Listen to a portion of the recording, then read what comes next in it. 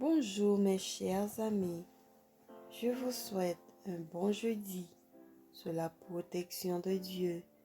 C'est la méditation du jour qui a pour titre « Protégeons les opprimés ». Apprenez à faire le bien, recherchez la justice, protégez l'opprimé, faites droit à l'orphelin, défendez la veuve. Ésaïe 1er, verset 17. Jésus, le Sauveur précieux, l'homme modèle, demeurait ferme comme un roc lorsqu'il s'agissait de la vérité et du devoir. Et sa vie était l'illustration parfaite de la véritable courtoisie. La bonté et la douceur donnaient un parfum suave à son caractère. Le Christ avait toujours un regard affectueux et un mot de réconfort et de consolation pour les misérables et pour les opprimés. Lorsque vous rencontrez des personnes minées par le souci, opprimées et qui ne savent où trouver du soulagement, employez-vous à leur venir en aide.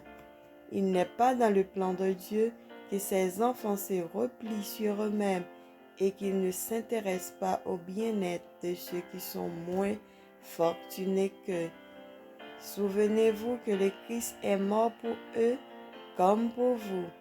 La douceur et la bonté vous prépareront la voie pour les secourir, pour gagner leur confiance, pour leur inspirer l'espoir et le courage. Que les hommes ne permettent pas à leurs affaires matérielles de leur faire oublier leur sentiment d'humanité.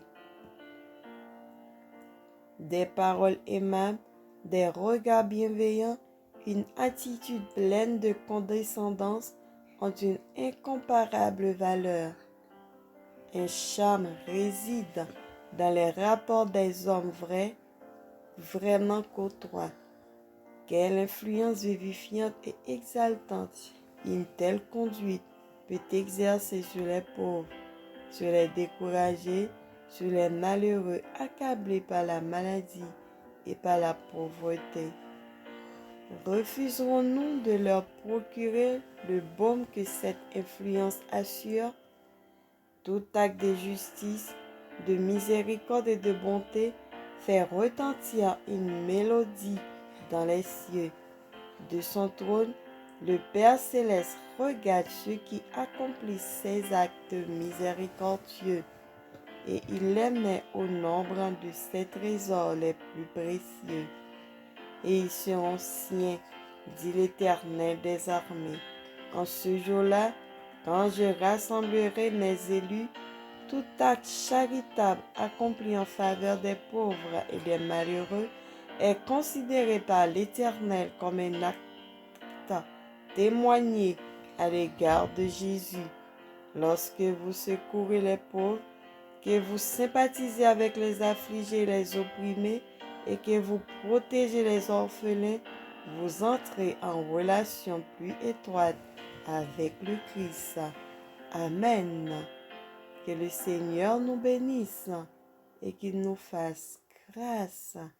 Bonne journée, bon jeudi avec Jésus. N'oubliez pas de partager cette méditation avec quelqu'un d'autre. Abonnez à ma chaîne. À demain, si Dieu le veut. Amen.